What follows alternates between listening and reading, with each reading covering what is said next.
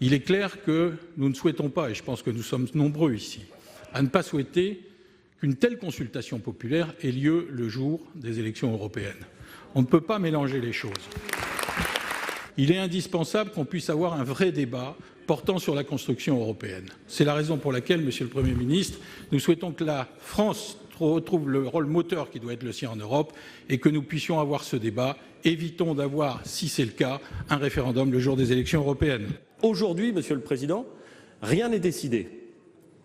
Je sais que nous vivons dans un monde où, dès lors qu'on commence à réfléchir à une hypothèse, elle se transforme immanquablement en un fait, puis en une vérité, puis on peut évoquer, et je dirais même réfléchir et consulter sur cette idée.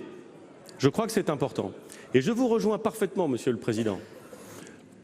Le scrutin qui interviendra le 26 mai pour les européennes sera un scrutin d'une importance considérable, absolument considérable, pour la construction européenne et pour notre pays. Référendum ou pas, Monsieur le Sénateur, depuis très longtemps, les élections européennes sont le moment où on parle finalement assez peu des élections européennes et beaucoup de questions politiques nationales. Nous le savons tous, nous l'avons tous vécu et nous n'avons pas envie que cela recommence. Je ne crois pas, en tout état de cause, qu'un seul référendum, quand bien même il porterait sur plusieurs projets de loi, suffirait à traiter, à intégrer l'ensemble de ce qui est dit, et si j'ose dire, mesdames et messieurs les sénateurs, de ce qui est dit et de ce qui n'est pas dit.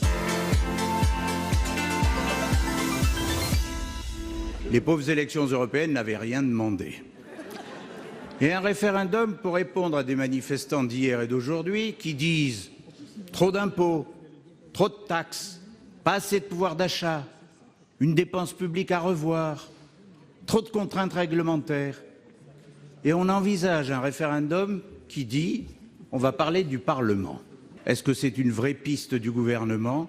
Vers quoi va-t-on pour sortir du grand débat? Une fois ce grand débat achevé, il faudra en tirer les conséquences. Cela a été clairement dit de manière précise et concrète.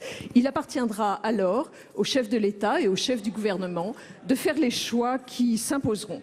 Monsieur le ministre Carucci, je connais trop votre engagement gaulliste et votre attachement aux institutions de la Ve République pour croire que le recours à un référendum serait pour vous critiquable en soi. Mais en tout cas, au moment où nous parlons, cette question n'est pas à l'ordre du jour. Je n'ai aucune appréhension par rapport à un référendum. Je pense que le président de la République en aurait davantage. Que les Français ont le droit de savoir ce qu'est l'issue de ce grand débat. Si vous voulez faire une réforme constitutionnelle complète, pas juste des bricoles de l'article 11, mais l'utilisation du 89, une vraie réforme, une vraie République transformée, n'hésitez pas, il y a un Parlement pour ça. Et je vais vous dire, Monsieur le Premier ministre, 348 sénateurs, 577 députés, 925 parlementaires, 925 citoyens, rien. Mais 348 sénateurs, 577 députés, 925 parlementaires, élus de manière directe ou indirecte, c'est la France. Merci.